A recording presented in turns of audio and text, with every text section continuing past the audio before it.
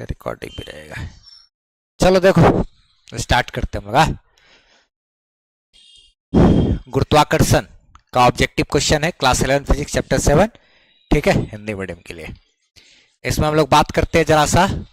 पहला क्वेश्चन है अपने पास कि पृथ्वी की त्रिज्या कितनी होती है, ठीक है।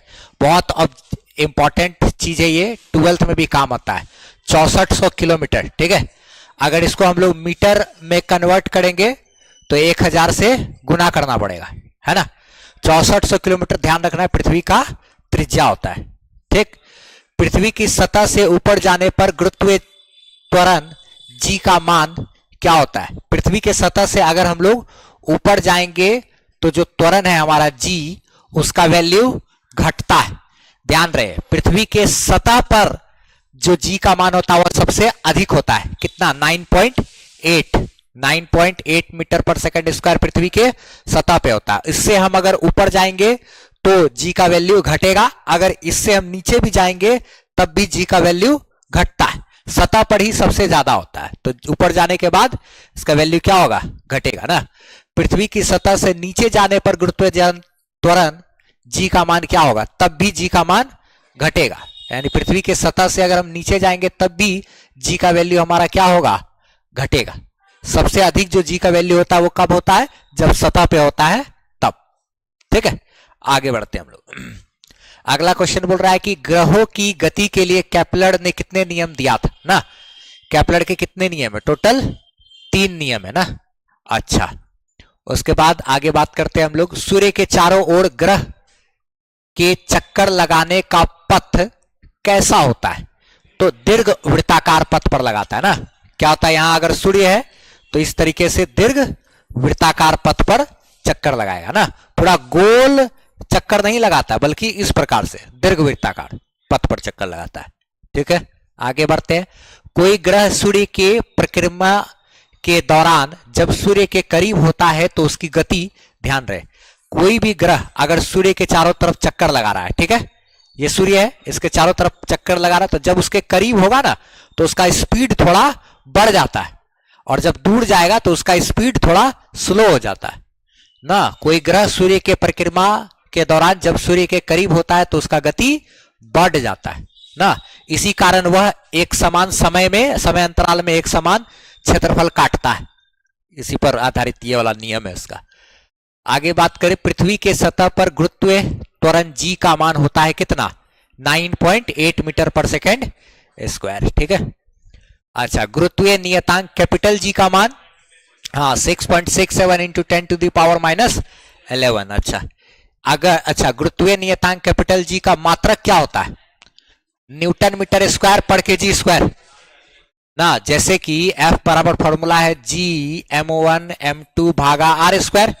हमको इसी G का मात्रक चाहिए, तो ये तो बल है ना, ये इसमें गुना हो जाएगा। F इंटू आर स्क्वायर बराबर G/m1/m2, ये दोनों भाग में आएगा तो क्या हो जाएगा? F इंटू आर स्क्वायर भागा m1/m2 बराबर क्या है? G। तो ये तो F हमारा क्या है? बल। बल का मात्रक हमारा क्या होता है? न्यूटन।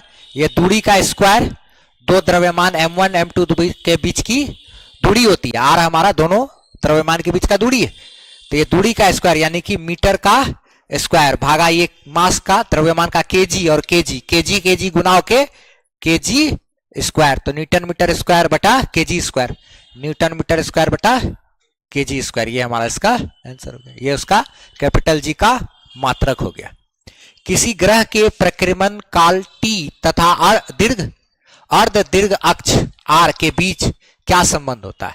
ये तो हमारा केपलर का तीसरा नियम है कि अगर जब चक्कर लगाता है ना तो वो जो आवर्त काल होता है उसका t और दीर्घवृत्त का जो आधा हिस्सा है ना, r और r, तो ये r का, ठीक है, r का क्यूब, और जो समय लगाता है उसका t का स्क्वायर, ये इस प्रकार से संबंधित होता है। यानी t square proportional to r का पावर 3।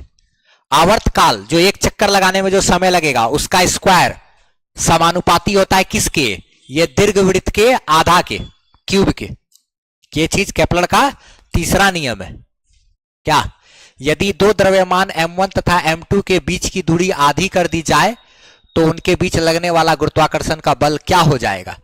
यदि यदि यहां पर एक द्रव्यमान है m1 और एक द्रव्यमान है यहां पर m2, दोनों के बीच की दूरी है r, अभी जो बल लग रहा है वो क्या लगेगा, g m1 m2 भागा r स्क्वायर।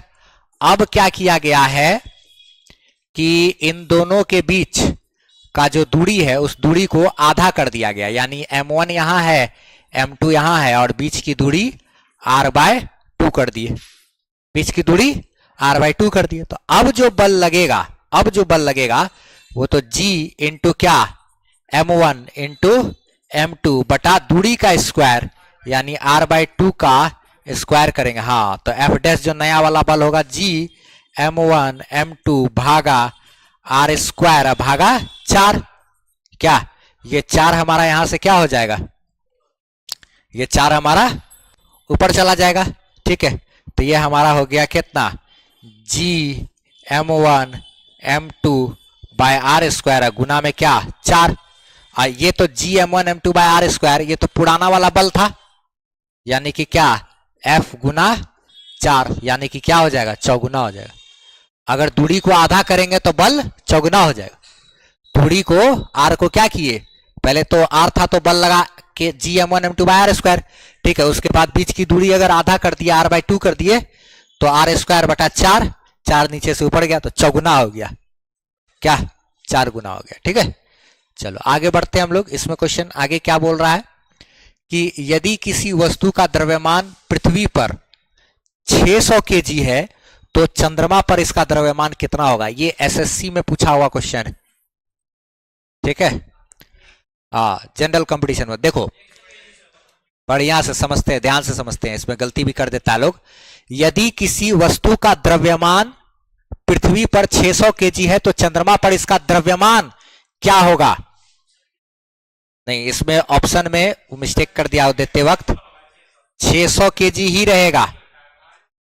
द्रव्यमान जो होता है वस्तु का वह बदलता नहीं है, चाहे पृथ्वी पर रहे या चंद्रमा पर रहे, द्रव्यमान हमेशा एक जैसा रहेगा। वस्तु का द्रव्यमान कभी नहीं बदलता है। बदलता क्या है, उसका भार बदलता है, mg को भार कहते हैं, m नहीं बदलता। यदि किसी वस्तु का द्रव्यमान पृथ्वी पर 600 kg है तो चंद्रमा पर इसका द्रव्यमान 600 kg ही रहेगा। ठीक है, 600 kg ही रहेगा। ठीक है, फिर इसका बढ़ते अगले क्वेश्चन की ओर। यदि किसी वस्तु का भार बदलता है, भार पृथ्वी पर 600 न्यूटन है, भार का मात्रक न्यूटन होता है, mg को कहते हैं भार, mg को कहते हैं भार, तो चंद्रमा पर उसका भार कितना होगा। हाँ, भार जो है वो 6 गुना कम हो जाता है ना, पृथ्वी पर जितना भार है उसका 6 गुना भार चंद्रमा पे कम हो जाता है। यदि किसी वस्तु का भार पृथ्वी पर 600 न्यूटन है तो चंद्रमा पर उसका भार कितना हो जाएगा, तो 600 भागा 6 यानी कट के क्या आ जाएगा 100 न्यूटन। ये हमारा इसका आंसर हो गया। भार कम होता है लेकिन द्रव्यमान जस का तस रहता है। इसी में अगर पूछता है 600 न्यूटन इसका ठीक है भार है पृथ्वी पे, इसका द्रव्यमान कितना होगा, mg को कहते हैं भार, यानी इसमें क्या है 60 गुना 10, यानी ये हो गया द्रव्यमान गुना ये क्या हो गया g, mg इसको कहते हैं भार, इसको क्या कहते हैं भार। यानी अगर 600 न्यूटन इसका भार है इसका मतलब 60 केजी इसका क्या है द्रव्यमान ना, और 60 केजी अगर पृथ्वी पर द्रव्यमान है तो चंद्रमा पे भी द्रव्यमान 60 केजी होगा। अच्छा ठीक है, आगे बढ़ते हैं इसमें। अगला क्वेश्चन क्या बोल रहा है, यदि किसी वस्तु का पृथ्वी पर भार 600 न्यूटन है तो चंद्रमा पर उसका द्रव्यमान क्या होगा। क्या भार यहां पर उसका क्या है 600 न्यूटन, तो चंद्रमा पर उसका द्रव्यमान, तो यहां पे भार है ना 600 न्यूटन, तो 600 न्यूटन भार है, इसका मतलब m गुना में क्या g, ये है ना ये, तो m तो इसका क्या हो गया 60 गुना g क्या है 10, यही इसका क्या है द्रव्यमान है। ये द्रव्यमान कहां पर है पृथ्वी पर, यही चीज चंद्रमा पर भी होगा, क्या पृथ्वी पर भी प्लस कहां चंद्रमा पर भी, दोनों जगह 60, हाँ चाहे कहीं भी चला जाए द्रव्यमान उसका 60 केजी, क्योंकि द्रव्यमान को जब g से गुना करेंगे यानी 10 से गुना करेंगे तब वो भार में बदलता है। ठीक है, हाँ द्रव्यमान संरक्षित रहता है, भार बदलता है। अगला क्वेश्चन देखो क्या बोल रहा है कि यदि दो द्रव्यमान m1, m2 के बीच की दूरी आधी कर दी जाए तथा दोनों द्रव्यमानों में से एक द्रव्यमान को भी आधा कर दिया जाए तो उसके बीच लगने वाला बल पहले की तुलना में कितना हो जाएगा।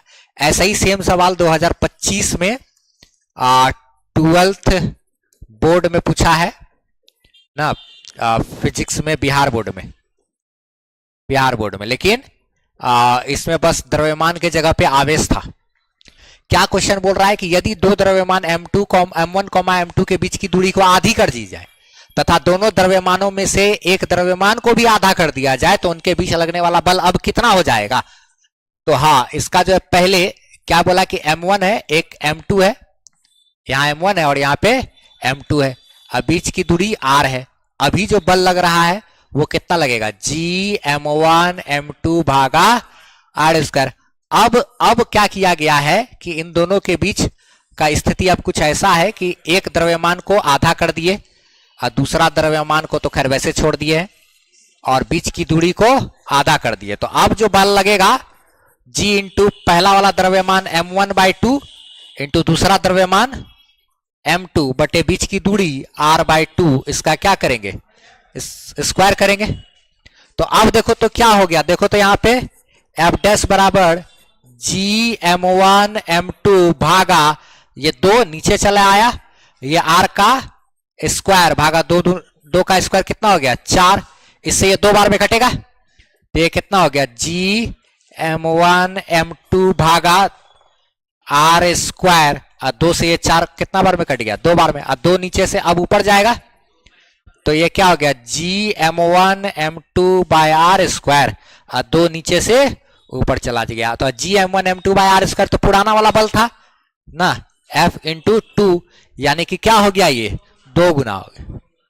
तो यानी कि ये क्या हो जाएगा, नया वाला जो बल होगा वो 2 गुना हो जाए। ऐसे ही 2025 में बिहार बोर्ड में भी पूछा हुआ था क्वेश्चन, बस द्रव्यमान के जगह आवेश था तो वैसे ही आंसर हो गया।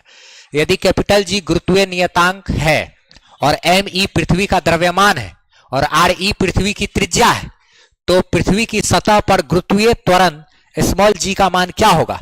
स्मॉल g का फॉर्मूला होता है g इंटू me भागा re, यानी गुरुत्वीय नियतांक कैपिटल G इंटू पृथ्वी का द्रव्यमान भागा पृथ्वी का त्रिज्या, तो g me बाय re ये हमारा ऑप्शन इसमें, ठीक है, स्मॉल g का मान।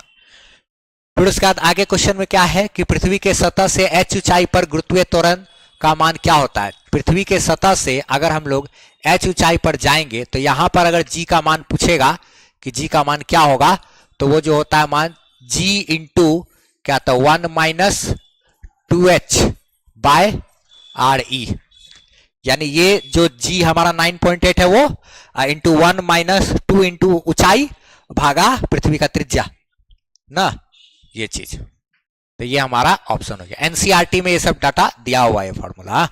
अगर हम लोग इसी में पूछेगा कि पृथ्वी के सतह से अगर d गहराई पर जाएंगे तब गुरुत्वीय त्वरण का मान क्या होगा, यानी कि यहां से ऐसे d गहराई पे नीचे आ गए, यहां पे अगर पूछेगा g का मान क्या होगा तब फिर वहां पे हम लोग जो g का मान लेते हैं वो g into 1 minus d by re, यानी जो सतह पर होता है g का मान वो इंटू 1 माइनस जितना गहराई गए है वो गहराई बटा त्रिज्या। इस सब एनसीईआरटी में डायरेक्ट दिया हुआ है ना, एनसीईआरटी का डायरेक्ट। अच्छा आगे देखो तो दो द्रव्यमान है m1 तथा m2 के बीच की दूरी r होने पर उनके बीच गुरुत्वीय स्थितिज ऊर्जा का मान क्या होगा।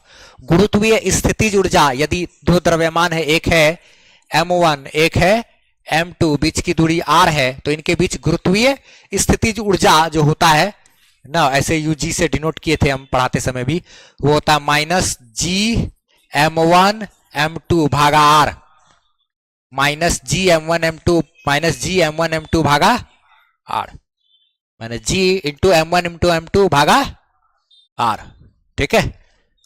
अच्छा निगेटिव में होता है ऊर्जा जो होता है स्थितिज ऊर्जा निगेटिव में होता है। पृथ्वी की सतह पर पलायन वेग का मान लगभग कितना होता है 11.2 किलोमीटर प्रति सेकंड। एक सेकंड में 11.2 किलोमीटर की रफ्तार से अगर फेंकेंगे वस्तु को तो वह पृथ्वी का गुरुत्वाकर्षण क्षेत्र को छोड़ के ऊपर चला जाएगा, वापस नहीं आएगा, ठीक है। फिर हम लोग बढ़ते आगे, पृथ्वी की सतह पर न्यूनतम पलायन चाल जो होता है उसका फॉर्मूला कितना होता है, उसका एक फॉर्मूला भी होता है, √2 इंटू पृथ्वी का त्रिज्या इंटू जी, है ना, इतना वैल्यू होता है। अगर कोई दूसरा ग्रह पे चले जाएंगे तो वहां पे पलायन वेग का मान क्या होगा, वहां पे पलायन वेग का मान अलग हो सकता है, √2 इंटू उस ग्रह का त्रिज्या इंटू उस ग्रह पर जो जी का मान होगा वो ना, इस तरीके से।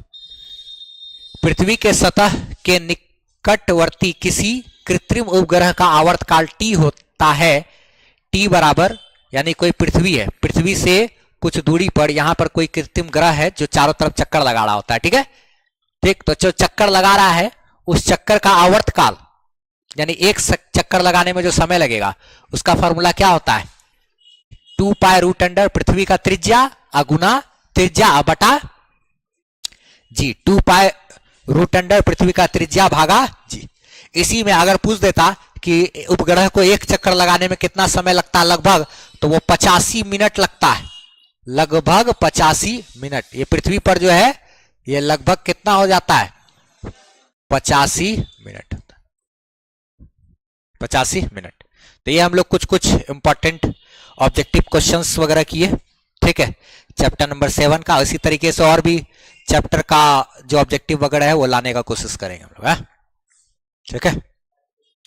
अब इसको कैसे लिखोगे, कैसे लिखो कैसे, हाँ, इसका पीडीएफ ऐसे, इसका पीडीएफ जो होगा ऐसे अगर चाहोगे तो यहां से हम डाल देंगे www. हाँ PHYSICS by M Anwar हाँ .com वेबसाइट पर से भी इसका पीडीएफ नोट्स वगैरह ले सकते हैं। जैसे उसमें खोलेंगे, उसके बाद objective question, PBI objective question, उसमें क्लास 11 12 फिजिक्स वगैरह का सेक्शन में जाएंगे, आराम से ये सारा ऑब्जेक्टिव वगैरह मिल जाएगा। वो वेबसाइट के पेज पर ही पीबीआई ऑब्जेक्टिव करके सेक्शन बना देंगे, वहां डाल दें, लिखा जाए इसका।